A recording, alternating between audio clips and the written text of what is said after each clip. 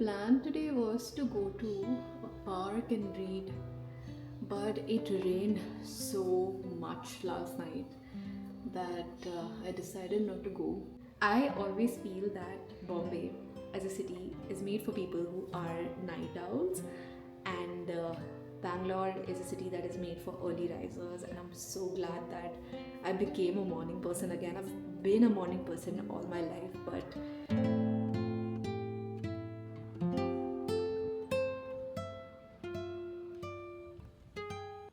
I don't know why, but I always do this. I do not finish a book well in advance before the book club meeting. And currently, I am struggling. I thought that I'll take a quick nap in the afternoon, but that didn't end up happening, so I started reading Intermezzo again. I'm only 100 pages through, and there are 400 pages left, so I don't know if I'll be able to finish it. It's currently 5 p.m., and my book club is at 10 p.m. So, what I'm going to do now is fix myself some iced coffee. I generally do not have coffee twice a day, but I feel like having one right now.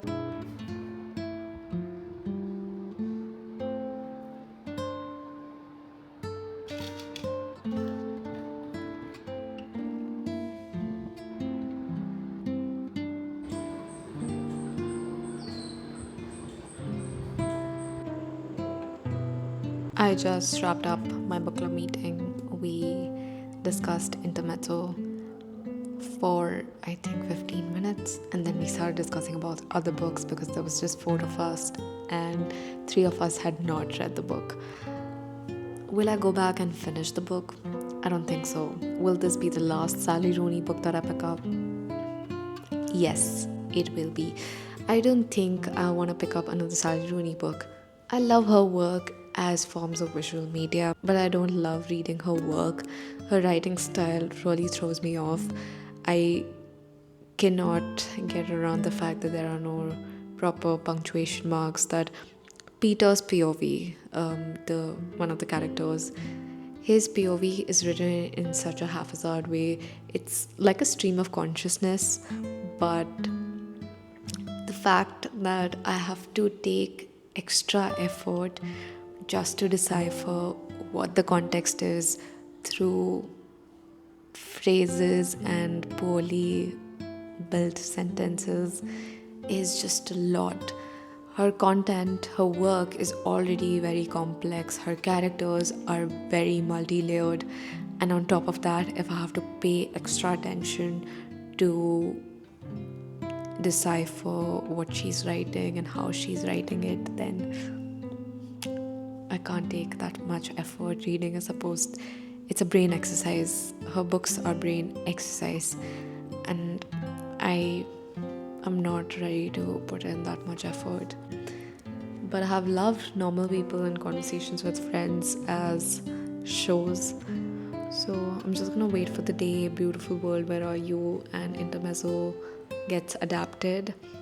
And whichever new work comes out, I'm just gonna wait till it gets into production.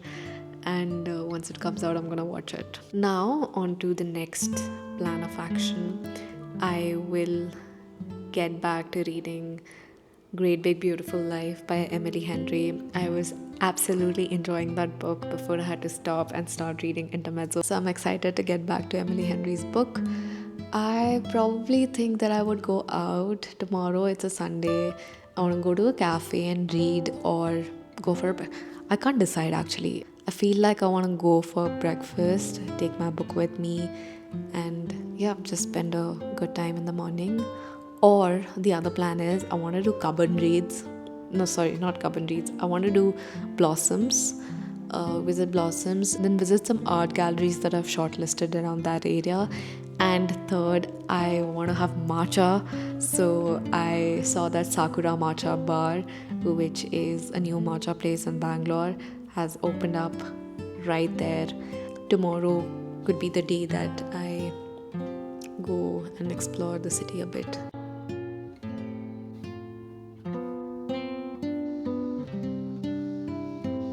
I am still contemplating if I want to go out or not. Part of me really wants to go out, but I also have really bad cramps. I'm gonna wear these with my outfit.